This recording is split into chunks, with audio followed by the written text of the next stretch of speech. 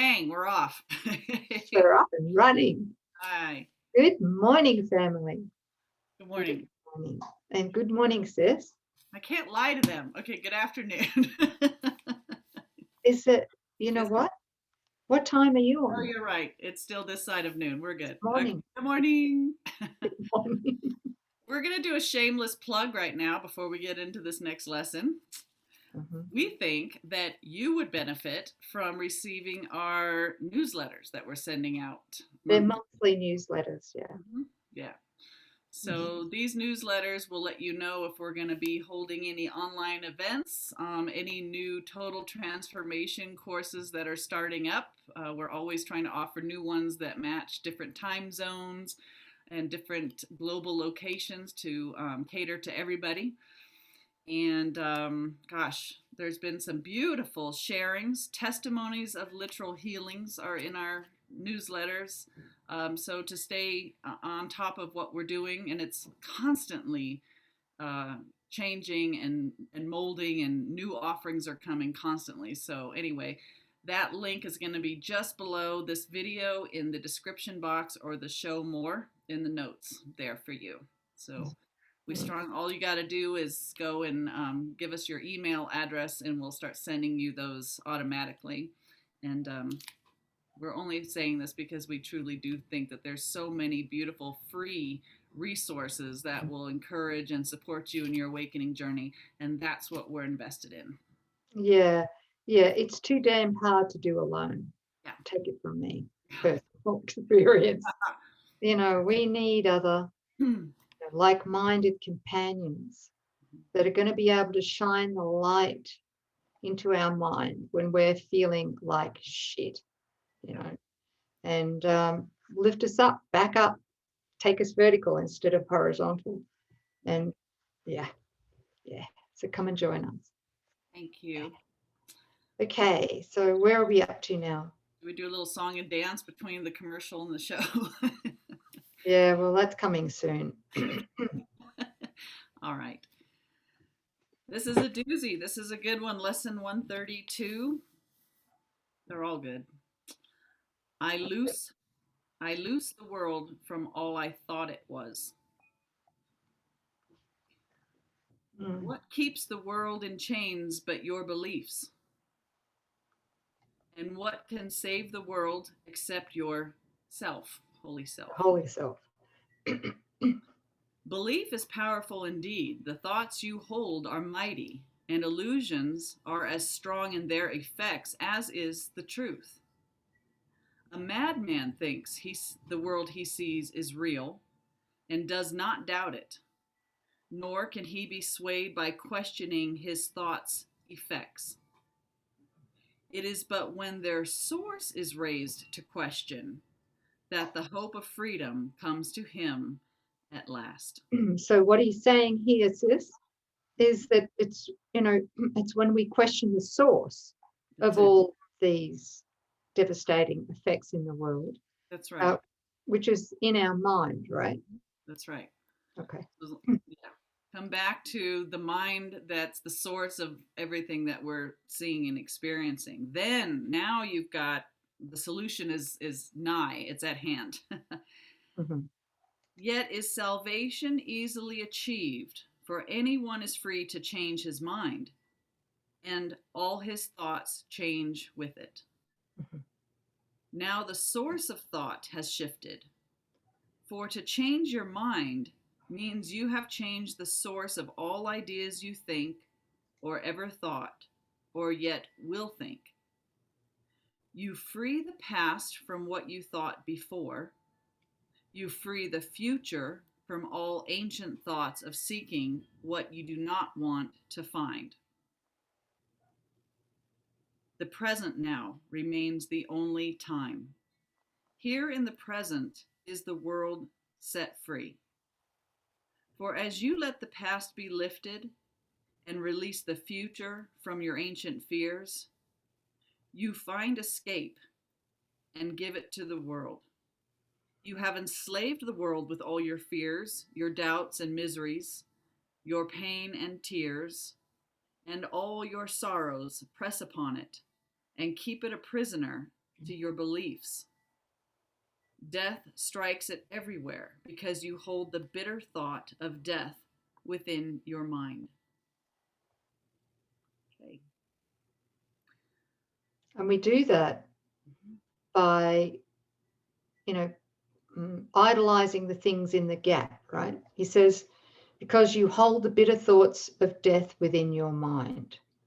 That's the gap, everything in the gap. Right. Including the need to be right, judging others, holding grievances, holding resentments, unforgiven beliefs from the past. Yeah, these are the bitter thoughts of death. And so while we think mythical me is who we are, that means that we are allowing the ego to be our mind.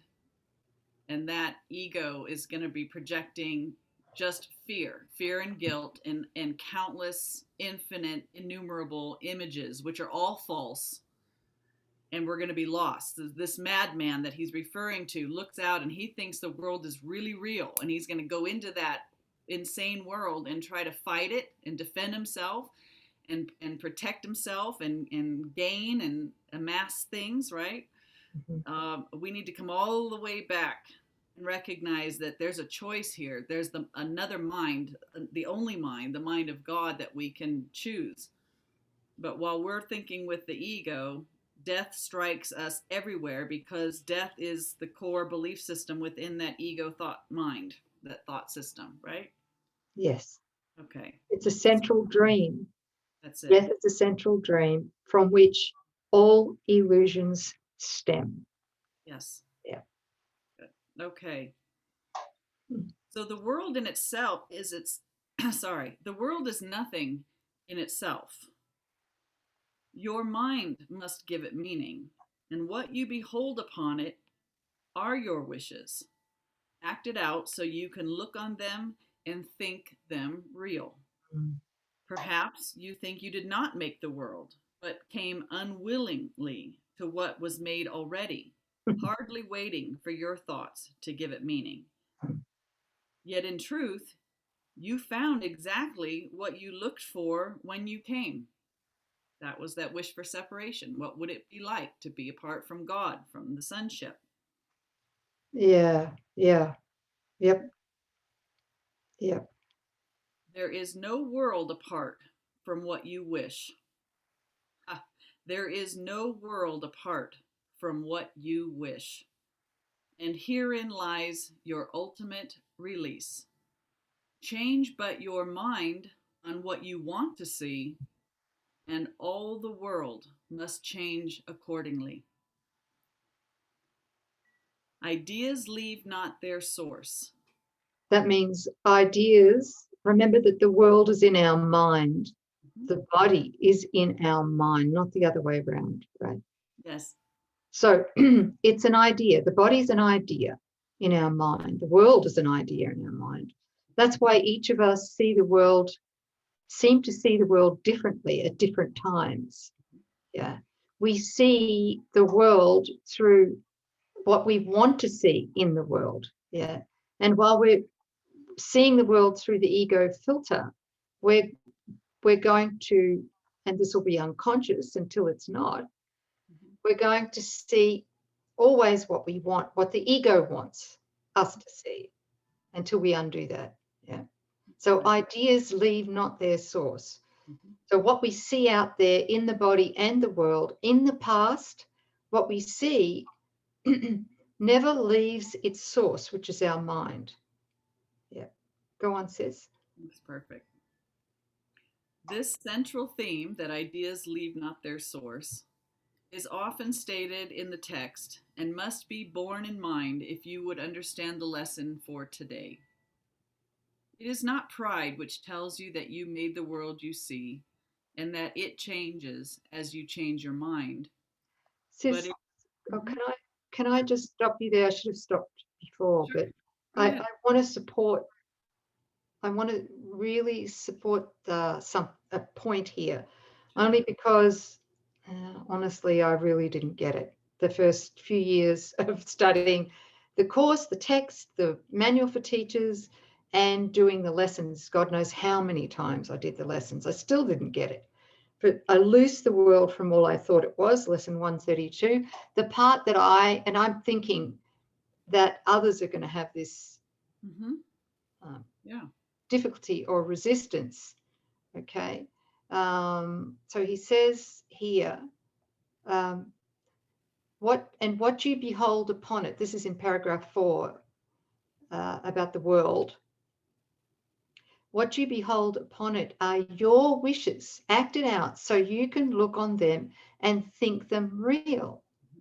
Perhaps you think you did not make the world, but came unwillingly to what was made already. Yeah. Okay. So what I'd like to say here, or give you, at least share, is a couple of quotes from the course, and this is from the text. This particular quote comes from chapter 25, section 3, and I'm going to read it. Yeah.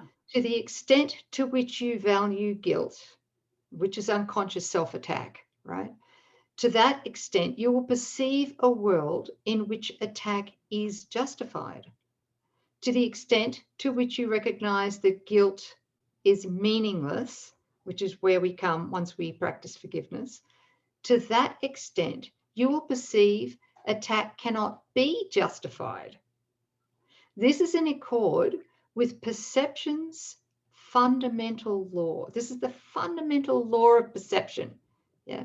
Mm-hmm. You see what you believe is there in the body, in your relationships, in the world, in the past. And you believe it there because you want it there, underlined. You want it there. This is not to make us feel guilty, but this needs to be driven home. We need to accept it. Well, we need to recognize it and then accept this without any self-condemnation. You see what you believe is there. So, okay, what do I believe is there? Okay, sticky notes, my favorite. Okay, sticky notes. Mm-hmm. I see that because I believe it's there. That's why I see it. Mm-hmm. Yeah. And I believe it's there because I want it there. I want sticky notes there. Yeah. Yes. Yeah. Perception has no other law than this. This is the only thing that you need to do for vision, happiness, release from pain, and the complete escape from sin, all to be given you. He says, say only this, but mean it with no reservations, for here the power of salvation lies. This is what he's asking for us to say. I am responsible for what I see. Woo. I choose the feelings I experience. I choose them, right? I choose the feelings I experience, and I decide upon the goal I would achieve.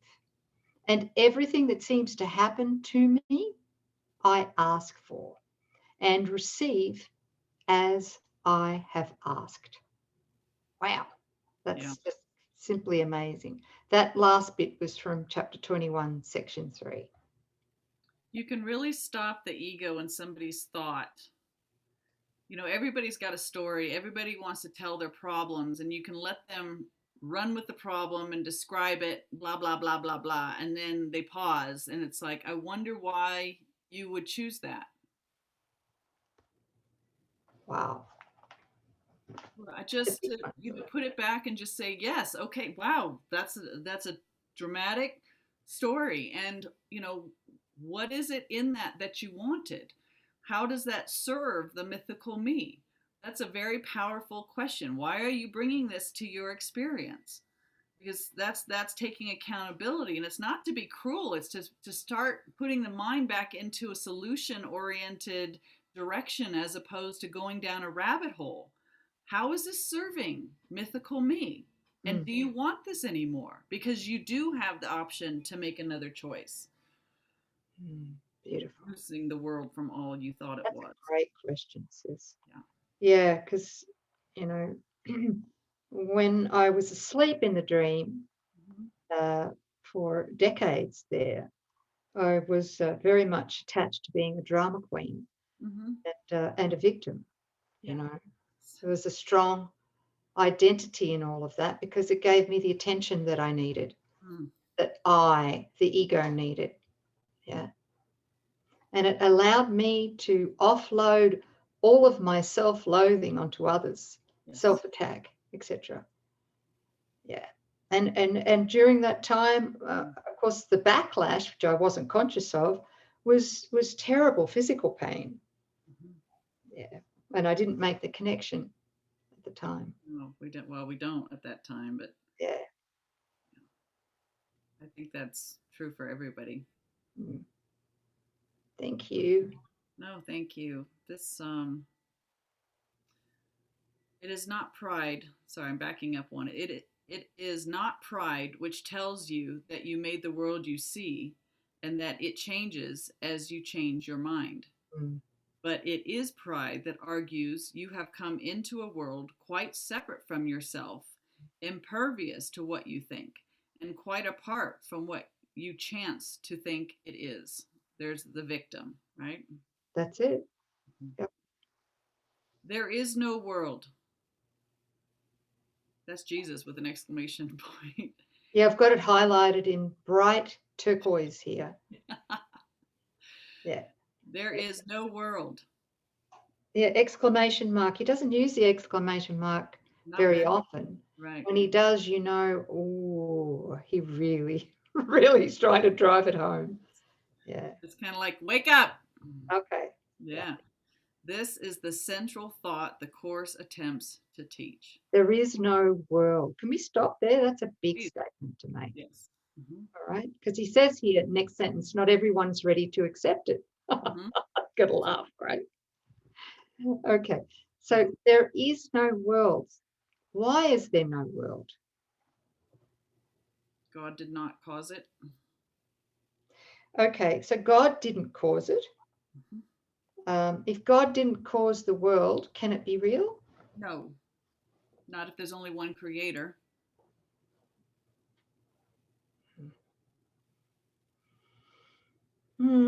Why do we find it so difficult to accept that?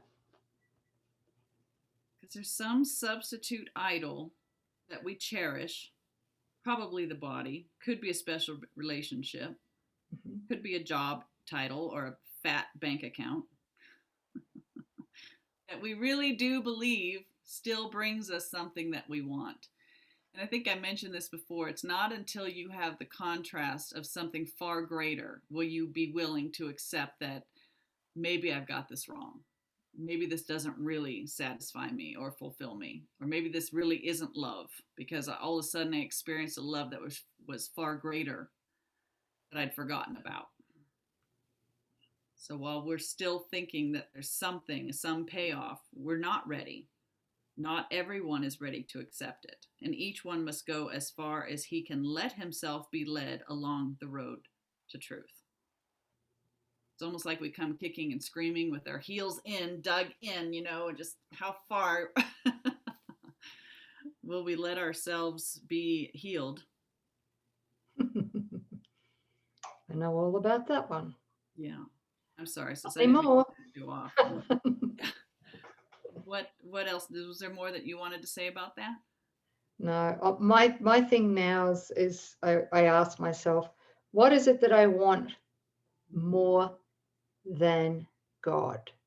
What is it that I want more than the peace of God? What is it that I want more than the innocence, the incorruptible innocence, that felt state? What is it? And when I ask those questions, there's a blank. The ego is disarmed in that, right? Well, that's where I'm at right now. That might change tomorrow, but that's where I'm at. Yeah. No, I think that's one of those great questions. Again, turn it around and ask, do you want this more than you want the peace of God? Or honestly, what do you think this is going to give you that you wouldn't get with God? Yeah, that's it. And the thing that's come blazing into my mind lately is anything I want more than the peace of God, which is my inheritance, my incorruptible innocence. If I want something more than that, what I'm wanting in one word, is self-attack. That's it. You want the guilt that comes along with making Exactly. That's it, sis. I want the suffering that whenever I want something else more than the peace of God, then I want, well, what it is suffering, but it comes in such convincing disguises. The ego tempts us, I mean, seduces us really with all this pretty shit. Yeah. Yes. And I'm hearing somebody saying, well, it just sounds like sacrifice. No, it's who are you doing it with and what is it for? He's not asking you to relinquish those things that you care about, but do you really care about them? And, why are you doing it? Because if you're being duped to think that you want something apart from God, that will boomerang. That will come back as self-attack, because all it's doing is producing guilt, because we're seeking pleasure apart from God. We're doing apart from God, but God is our very life. So when we set out as an independent authorizer, there's a payment. Not that God requires the payment. It's just that's how the ego thought system works. Yeah. And if there's still fear about all of this, we're not asked to give up anything. No. We're only asked to be present, to give Holy Spirit permission to divinely repurpose what it is we think we want more than God. And I know. Okay, so sickness is one of those. Sickness, pain. Pain is something. If we're pulling our hair out going, I don't know how to get rid of this physical pain, I'm trying to do the lessons, etc. It's because we want it more than God. Right, let's face it. Yeah. Right? Because we believe it's real. Once we believe it's real, it becomes valuable to the ego. Yeah. So we don't know how to undo that. We haven't got a friggin' clue. But we've got to be willing to say to Holy Spirit, look, listen, I give you permission, 100% permission to help me with this, which is repurpose it in my mind, just completely repurpose it in my mind. So it's no longer held by the unconscious ego as a reality in my mind. I don't want it. Yeah. I think that goes back to what he was saying there. Belief is powerful indeed. The thoughts you hold are mighty. He says, and illusions. So if you've given reality to pain, pain is an illusion, but because you've given reality to it, you have consented. You've given your belief to it. And he says, illusions are as strong in their effects as is the truth. So if we're under the ego and we're, hallucinating about sickness, we're going to have the effects of that sickness, the pain and decay, whatever, and maybe even death. So what he's asking us to do is rewind, back up to recognize this was a choice. Mm-hmm. This isn't happening to me. It was an election from me to not think with the mind of God. And so the correction's not dealing with pain. It's not fixing pain. It's not even worrying about sickness. It's what is the mind that's seeing sickness and pain? Because that's not my mind. He's really, we've got to come back and make the exchange at the level of what mind we're thinking with. And only one of those is real. So that's making the positive separation, which every student of the course has to do it, yes. Do that, because I'm seeing more and more that whatever I resist or whatever I'm fearing, whatever it might be, physical pain, aging, whatever, that's how can I say this, is that's a choice. It's a choice to value it. Mm-hmm. But anything I fear at all, if I fear, my daughter being hurt or my grandchild being hurt, if I'm fearful of that, I'm attracting it. Mm-hmm. because the fear is a value, and it's a value apart from God. Right. That's why it must be given completely over to Holy Spirit. So do you guys understand that the fear is actually attracting it? It's because the ego operates on fear. So if you need the ego needs fear for it to continue to seem to be. So while you are valuing separation or mythical me, you need fearful images to come to you. And so that's why you're attracting it, right? So whatever you're afraid of, you're actually calling it in so that the mind can wrap around what it's seeing and stay in contraction. Why? Because the contracted mind is a state of pure defense against what? Allowing that substitute, the mind of God, to hear the voice for God, right? To remember God's will, that you are God's will. Yeah. So each one of us. I love hearing all of this. It's great. Yeah, It's the opposite to the way that we've been educated in the world or raised, It's a total opposite. I see my neighbor next door. I love him.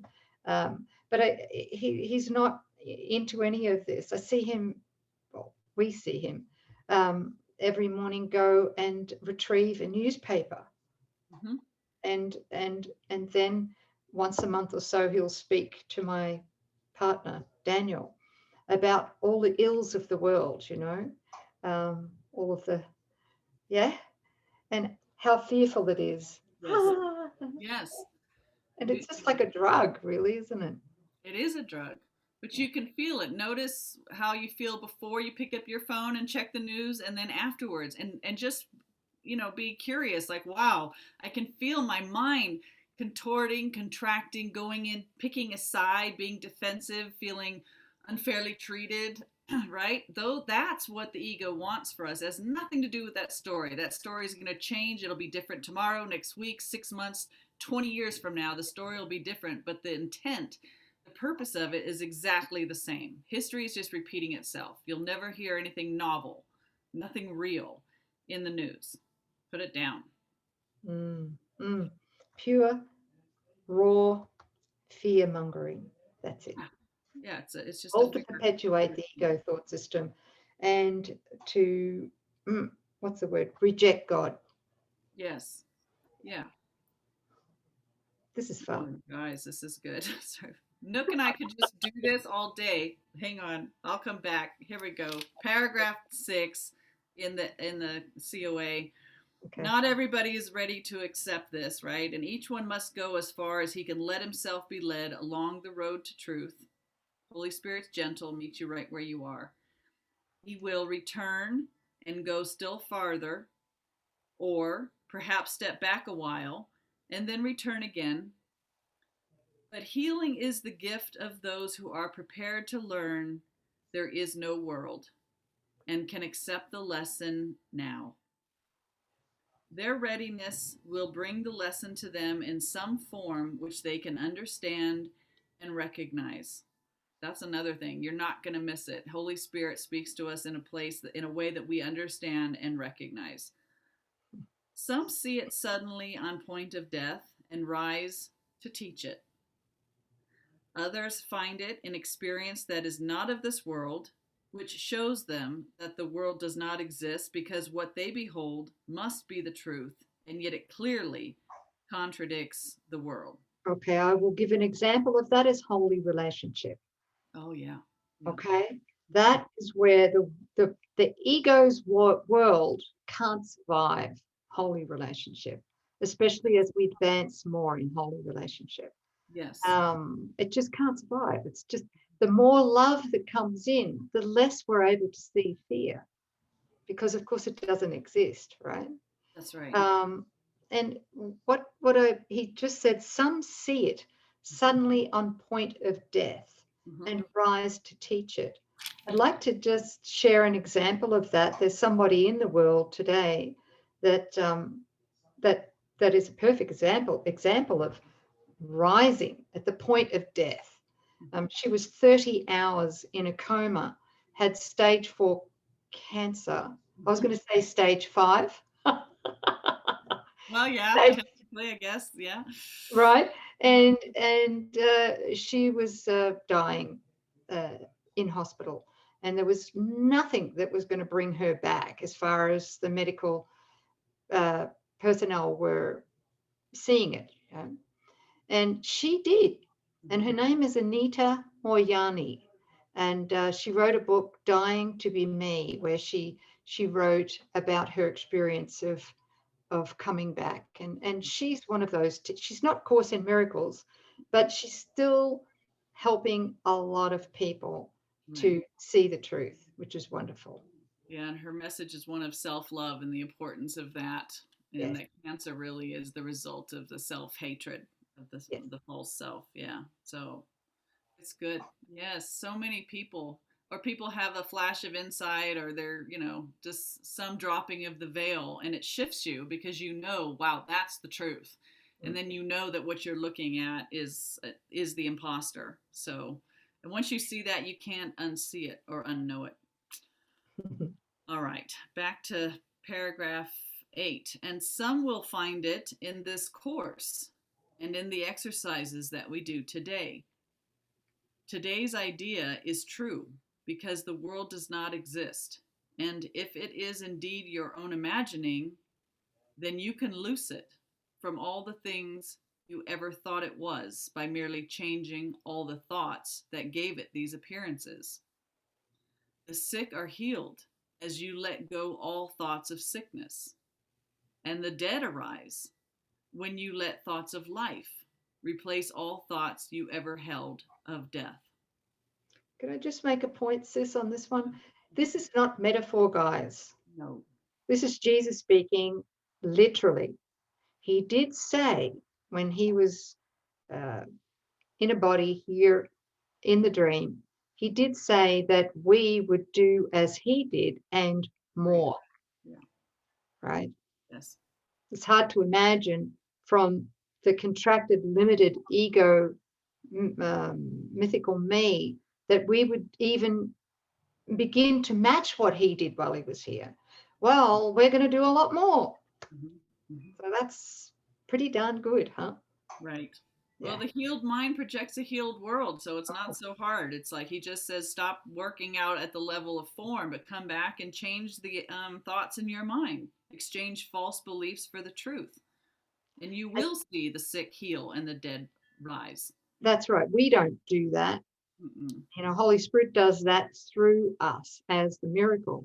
That's right. But we learn as we progress with these lessons and reading the course, and also healing relationships from special to holy, we're going to realize, oh my God, there's no hierarchy of illusions. There really isn't, right? There is no hierarchy of illusions. I got that insight yesterday.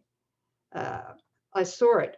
It lasted for a few minutes, and the depth of it was almost blinding in a really good way, is to see that there's absolutely no hierarchy of illusions.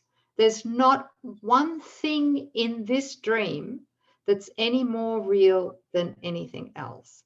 And therefore it has no power to affect us, no power to take us out, no nothing. And what came on the heels of that insight yesterday was no wonder the first miracle principle Jesus gives us is there is no order of difficulty in miracles. That's why. There's not one thing that's harder to heal in a dream than anything else, because it's all unreal. And they're all just beliefs. How They're hard just is it to beliefs, change one belief, another belief? It's only a belief. It's a thought in mind, and the truth will make that correction.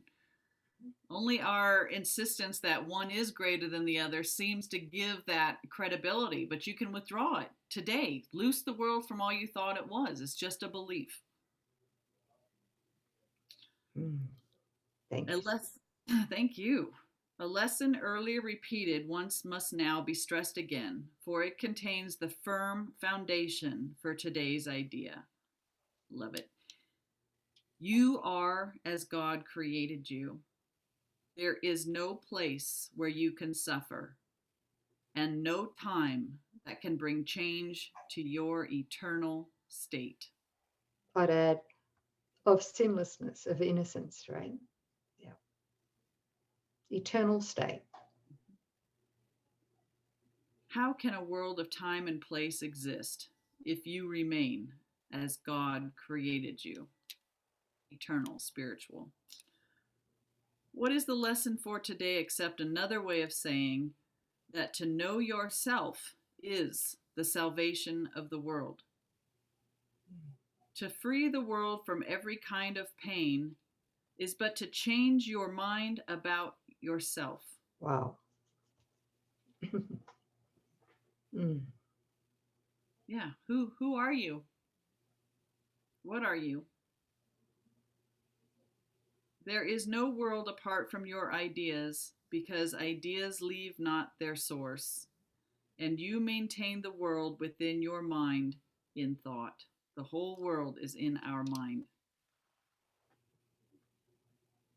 There is no world apart from your ideas, because ideas leave not their source, and you maintain the world within your mind in thought. Yet if you are as God created you, you cannot think apart from him, nor make what does not share his timelessness and love. Are these inherent in the world you see? Does it create like him? Unless it does, it is not real and cannot be at all. If you are real, the world you see is false. For God's creation is unlike the world in every way. And as it was his thought by which you were created, so it is your thoughts which made it, the world, and must set it free, that you may know the thoughts you share with God. Release the world! Exclamation point. That means to forgive ourselves for imagining the world, right? Right. That's how we release the world. Your real creations wait for this release to give you fatherhood, not of illusions, but as God in truth. God shares his fatherhood with you who are his son. For he makes no distinctions in what is himself and what is still himself. Wow. What he creates is not apart from him, and nowhere does the Father end, the Son begin as something separate from him. That's God filling all space. Right. So we rest in him eternally, right? Creation is in the mind of God, and we share that mind. We're one in him, with him. Yeah. So this world that we're seeing that has nothing to do with God cannot possibly be real. There is no world because it is a thought apart from God and made to separate the Father and the Son and break away a part of God himself and thus destroy his wholeness. Can a world which comes from this idea be real? Can it be anywhere? Deny illusions, but accept the truth. Deny you are a shadow briefly laid upon a dying world. Release your mind, and you will look upon a world released. Can I? Go ahead. Sorry, just something came in, a thought came in, and I just want to flag it. It may not be appropriate, and I don't know if we've spoken about this before, but I'm feeling some resistance to this. Not from me, but I'm feeling Talking about that denial. somebody will ask. Somebody's saying, "What about Mother Nature?" And you're saying this world's not real. Well, there's so much love in Mother Nature. Yes. Okay. So I'm hearing the question being asked by somebody else who's almost ready to ditch the course because nature plays such a huge part of their identity and their meaning for life. So what do you have anything to offer on that? You're asking me, or you're asking yourself? Sorry, I said, are you asking me, or are you just I'm doing asking you. Yeah, a I'm asking rhetorical you. question? What would you say? No, I'd say that any loving thought, act, when we, even in the symbols that aren't real, there is light there that can be seen when we're in our right mind. Love looking upon love, us recognizing acts of kindness. So there are, there's where truth reaches through the veil Mhm. because we're present, we're looking out with Holy Spirit. That's true. Yes. That's eternal. That's of God and cannot be taken away. But yet, even, in nature, he says if something changes, it is by definition false. Mhm. So, there's promises of what lies beyond when we recognize good in a beautiful sunset or sunrise, a rainbow, the unfurling of a flower, the intelligence of the seasons. There's something there that we can see and appreciate and hold to that. But that seems to sprout and grow and decay and die. That's still very much part of the ego thought system. So we're still here to enjoy and embrace the truth, but not get hung up on the symbols. Thank you. Beautifully said. So, again, even with Mother Nature, everything that we perceive is either an expression of that love, Yeah, which could be, in the case of Mother Nature, nature is, I would say, a reflection of that love, yeah. or it's a call for love. Because there's destruction in nature, right? Is that real? Wow. Well, is it real? That's a good question. But Did anyway, you? Yeah. Oh, I but did grew you this in grow very. that? No, but just look at this for a moment. Okay, the head of this thing is gonna droop over, and I'm gonna have to toss it in the trash. Probably, I don't know, another 3, 4 days. Are But you right now, expecting? right now, it does smell good. It's beautiful in outline, form, color, symmetry. It brings joy. Um, there's a lot to appreciate about this, but what we appreciate about it, it's not the physical part. It's how it makes us feel. It's the qualities that it expresses. That's what's timeless and true. And so, can we enjoy that? Yes, absolutely. But let's not get hung up on The form. trying to find it in this, which can, yeah. Anyway, Right. Then we get obsessed with it, right? Whatever it yes, might be in the world. yeah. I've got to protect it, make sure it doesn't get trampled. I get upset if there's a frost, early frost, kills the roses. No, no, no. It's a bit like I don't know what lesson it was, maybe lesson 10 or 12 or whatever, around that time, um, when I had an incredible road runner here Oh yeah, outside oh my yeah, yeah, window yeah. right here, remember? Oh, it was so exciting to Yes. have this road runner, right? Until he decided to devour my pet mice, right? Yes. Especially, yeah, Yeah. okay. Yeah, there you go. Yeah. Birth and death. So we're Nothing gonna like an ego dream. look beyond the form to what's really there. Yeah, What's really there. Okay. thank you. Um, can a world okay, can it be deny illusions but accept the truth, deny you are a shadow briefly laid upon a dying world, release your mind, and you will look upon a world released. Today our purpose is to free the world from all the idle thoughts we ever held about it and about all living things we see upon it. They cannot be there, no more than we. For we are in the home our Father set for us along with them. And we who are as He created us would loose the world this this day, from every one of our illusions, that we may be free.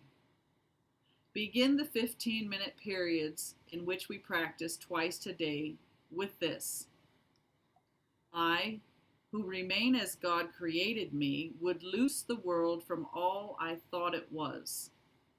For I am real, because the world is not, and I would know my own reality. Mm. Then merely rest, alert but with no strain, and let your mind in quietness be changed, so that the world is freed along with you. You need not realize that healing comes to many brothers far across the world, as well as to the ones you see nearby, as you send out these thoughts to bless the world. That you will sense your own release, although you may not fully understand as yet that you could never be released alone. Throughout the day, increase the freedom sent through your ideas to all the world. And say, whenever you are tempted to deny the power of your simple change of mind, I loose the world from all I thought it was and choose my own reality instead. Ooh, that's powerful, that statement, isn't it? Yes, and that's what you were touching upon in the previous lesson. We just don't know how many minds are healed and blessed and enlightened when we accept this. When we release the world, one mind that frees itself, takes all the false beliefs off of it, turns to the Father and says, what is your will? What's really going on here? Mm. Thank you, sis. It's a big one. Forgive us. We went a long time, but I think it was very helpful for myself, for sure. And me too. Yeah. Yeah. Thank you. Thanks, Thanks, everybody. beautiful family. Yeah. We'll see you next time. Yeah. Thank you, sis. Thank you.